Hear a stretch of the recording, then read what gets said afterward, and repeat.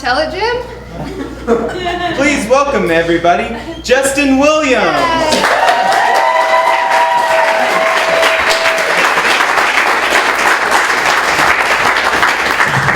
Oh, God bless you. Thank you. Thank you so much.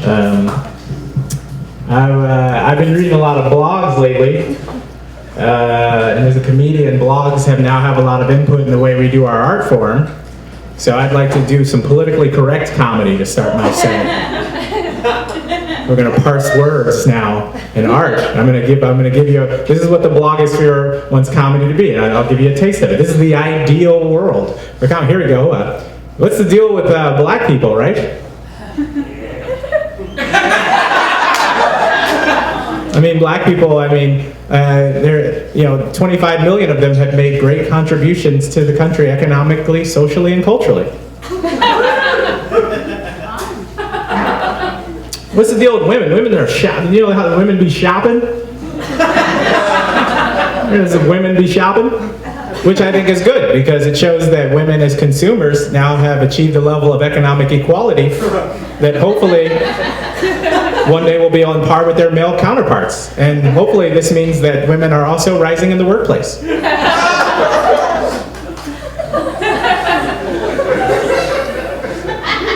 Hey Houston, you ever heard of these Mexicans? You ever heard of this? What's the deal with Mexicans, right? I mean, they've contributed so much to Texas culturally, the culinary scene we couldn't imagine, right? And I hope one day that I can have my children celebrate Cinco de Mayo and celebrate the great diversity that Mexico has given the United States, not to mention half its territory. So I'd like to say that that's the deal with them. They're very good people. Hardworking and industrious people who deserve our respect. And hopefully one day we'll see a Mexican president.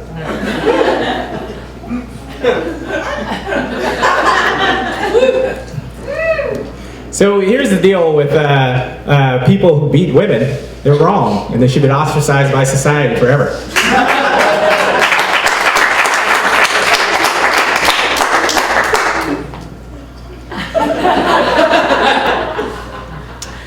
Here's the thing about drinking, ladies and gentlemen.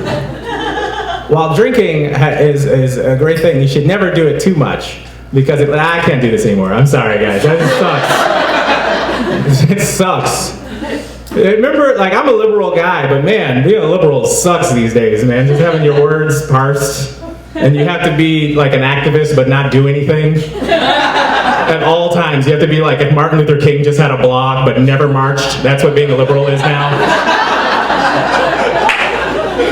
Our guest blogger, Martin Luther King on Jezebel.com. He's talking about Mark Cuban's comments. That's all it takes to be an activist now, is just web hosting. I have to deal with these things, man. I'm a liberal guy, but I moved to the Northeast. I'm originally from Kansas City, Missouri, which is we're a swing area. We're a little bit half and half. And here's what I found out: I'm a swing person.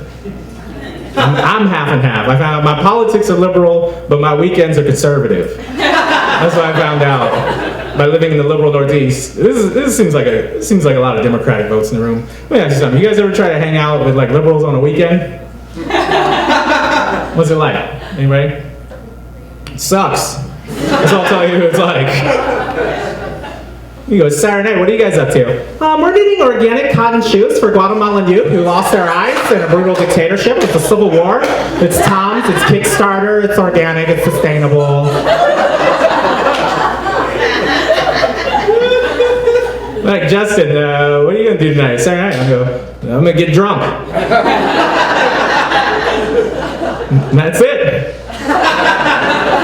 I'm not helping anybody tonight. In fact, I'll actually be hurting me. That's what I'll be doing all night. You ever hung out with redneck conservatives on a Saturday night? Yeah. This is a much better story, isn't it? Hey, what are you guys up to tonight? It's Saturday. Hey, man, we're going to get into a helicopter, drink a fifth of whiskey, and shoot wolves from it. I'm like, oh my God.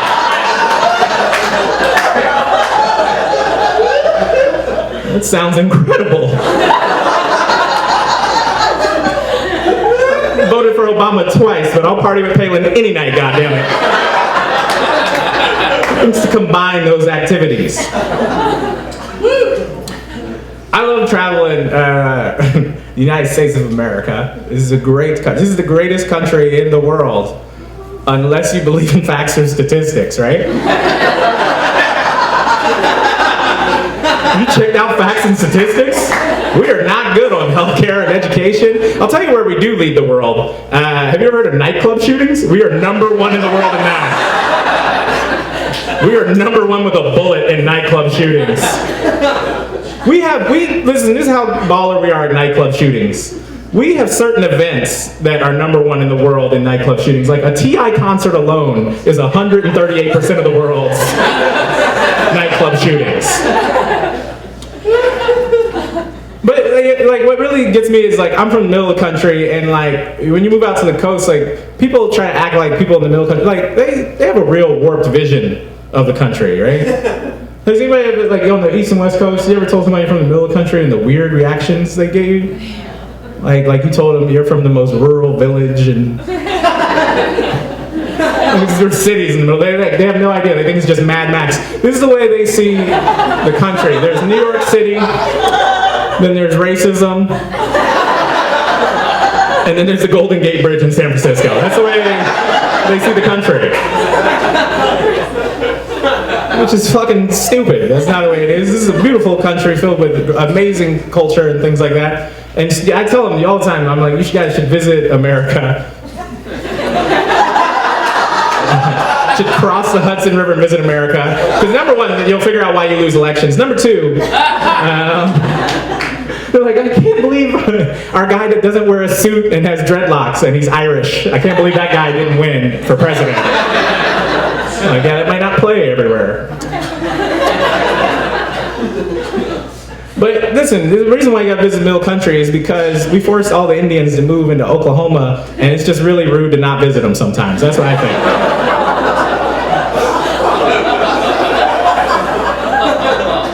What? Listen, I sense a little bit of discomfort with that joke. But my career is on fire. I do Native American reservation casinos all the time. And Native Americans are laughing at you.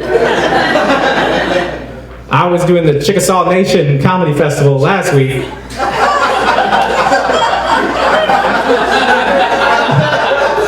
And I saw a Native American man reading a newspaper. And he was reading about the American foreclosure crisis. He was reading about all these white people losing their homes. And I saw a single tear go back into his eye, and he started smiling.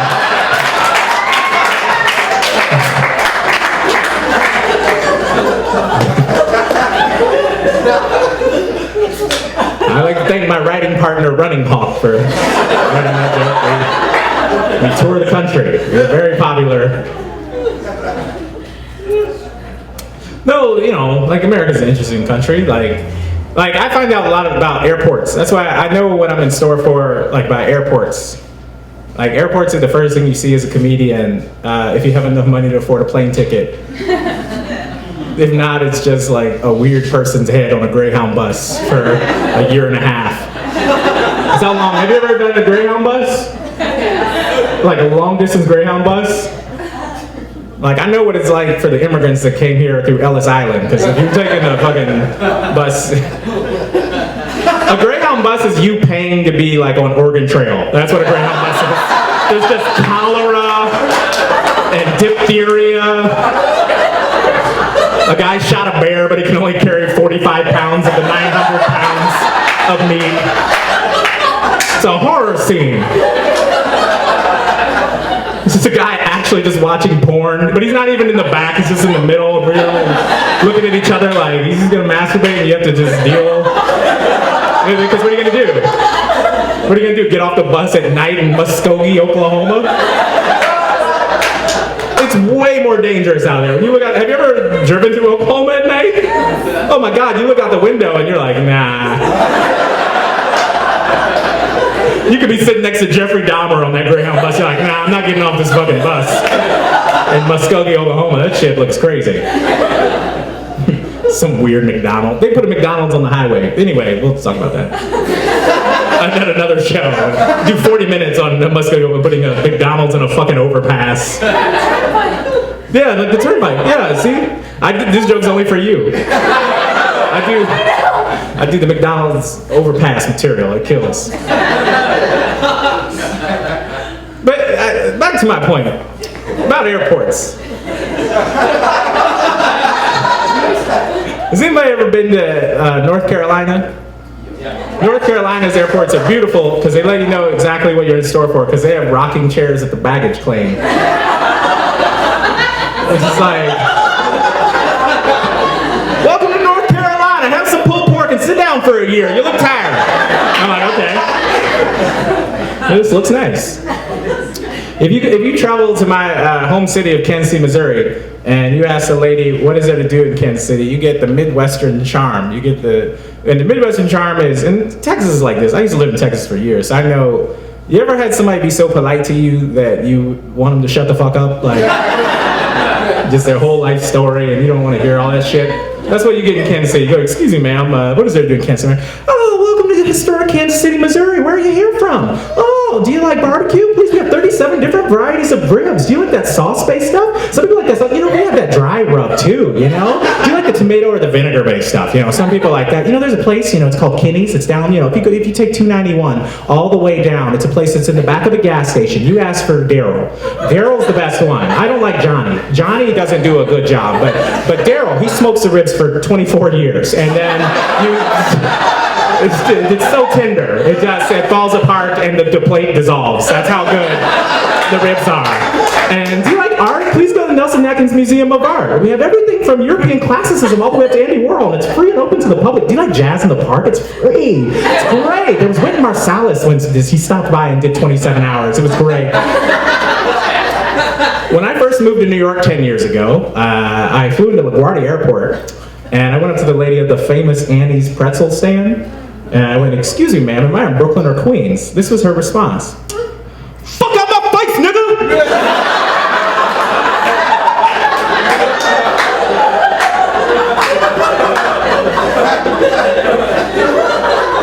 Which is crazy because she was Korean. I was like, hello.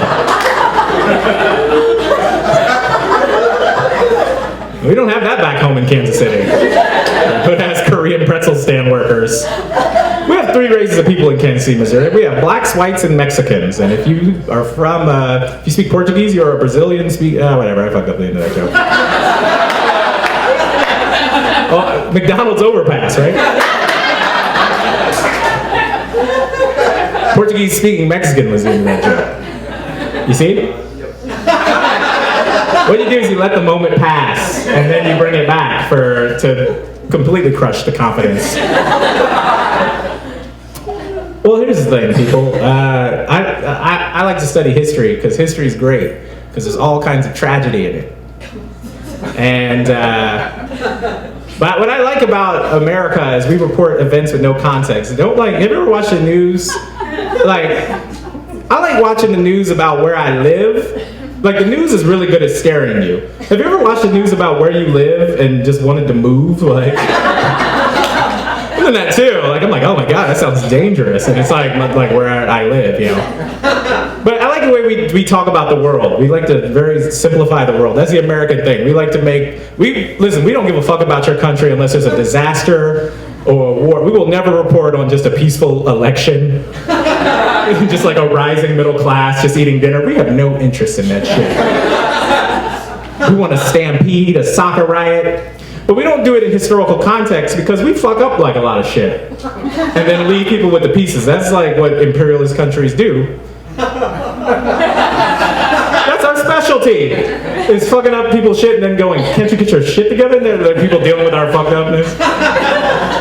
Like, okay, for instance, here's what I'm talking about. Think of it this way. Like, you ever see how, did you guys watch Captain Phillips? What a bullshit movie, man. You gotta think about these things historically. We always get mad at the Somali pirates, but I want you to just think of it this way. You mean to tell me that after 400 years, Africans get boats and start kidnapping white people, now all of a sudden it's against international law.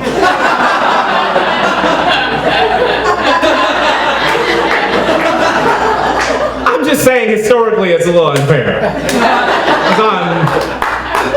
This guy likes it. I do my imperialist material. By the way, I know I can get away with this here. I know I can get away with this in downtown Houston. I would not do this act in Sugarland.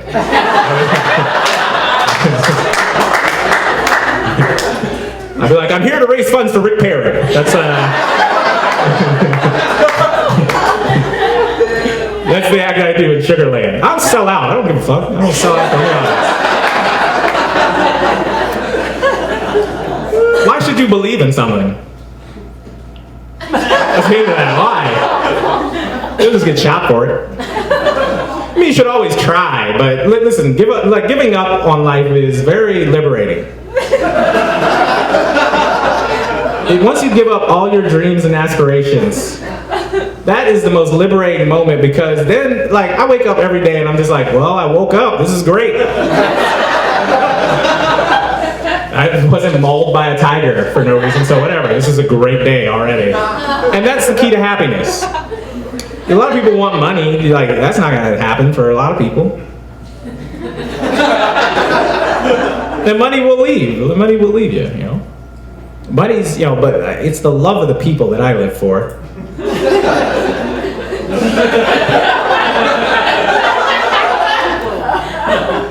Listen, I'm not trying to be dark and depressing, but you know. But love is fleeting. Like, love, you know, love is the worst. Love is great though. But not for the reasons people say it's great. Like, love is great because love teaches you a very important lesson in life, which is that life is extremely unfair. That's what love will teach you, which is good. Anybody ever been in love? Here's the thing about love. It's really good when two people are in love with each other. When one person is in love with another person that does not love them, that is horrible. I don't wish that on my worst enemy. Like, I don't like Hitler. And I'm fairly certain, according to history, Hitler would be, like, not a big fan of me either. But I would, you know, that would suck if he was doing it all for Ava Braun. And she's just not paying attention to him. I could see that. I would start a world war for the woman that doesn't pay attention to me, right? Left me for an accountant. What, he has steady work? He doesn't have to ride the Greyhound bus for a year and a half to work? But I was in love with a woman, and she left because we had a disagreement. And the disagreement was that I wanted to spend the rest of my life with her.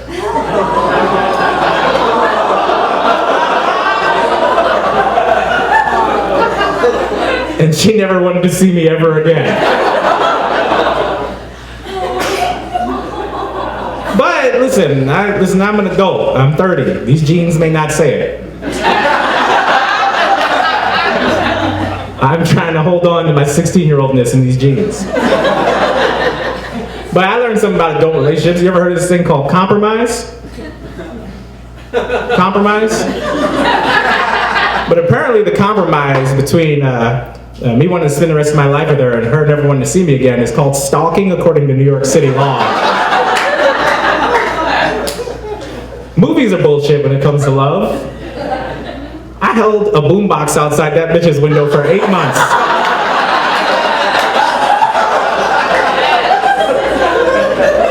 And all I did was piss off our neighbors and her new boyfriend. And she's like, I'm engaged! And she didn't like it. Was I probably picked the wrong music choice, so I was playing Gucci Mane outside of her.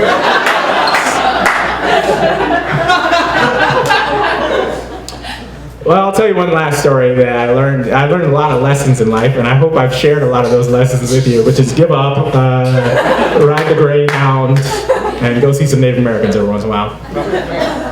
Here's the thing. I grew up with Midwestern values, and living on the East Coast is a little different. One of the things I grew up with in the Midwest is that it's never okay for a man to punch a woman in the face in public. Right? Right? That's something I thought was universal. Not according to New Yorkers. Have any of you ever rode the subway during rush hour? Yeah, what's it like? A lot less enthusiastic than the woo! What was it like? Terrible is a politically correct answer. I like the slave ship-like conditions. It's bad. It's incredibly crowded. There's just a stroller turned sideways, no sign of the baby. People's faces are chipped up against the glass like it's a hockey game. There's a pit bull sitting in a chair, not giving up a seat for an old woman. Whose pit bull is this? For the straight guys in the room, you ever been in a place so crowded that you changed sexuality? I was inside of the guy next to me for 2 stops.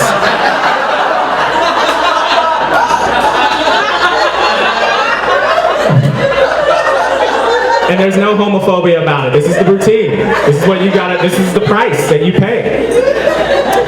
He just turned around and he's like, yo dog, just don't breathe on the back of my neck. And I'm all right, I'm gonna hold your hand on this pole and demand you look at me, goddammit. You're gonna give up something on this train ride. And well, the crazy thing about living there is I learned something in math called area, right? There's no area left on this train. And there was a woman trying to force her way onto this train, and you can't get on. And the great thing about living in New York is there's the polite computer voice, and then when the door doesn't close for that 3rd time, that New York conductor that gets on. So here's our soundtrack of misery. Bing, bing, stand clear of the closing doors, please. Bing, bing, stand clear of the closing doors, please. Bing, bing, yo, get the fuck off the doors! Bing, bing, you're being selfish! Bing, bing, there's another train behind this one! Which is great. When I saw a guy reach through and punch this woman right in her face.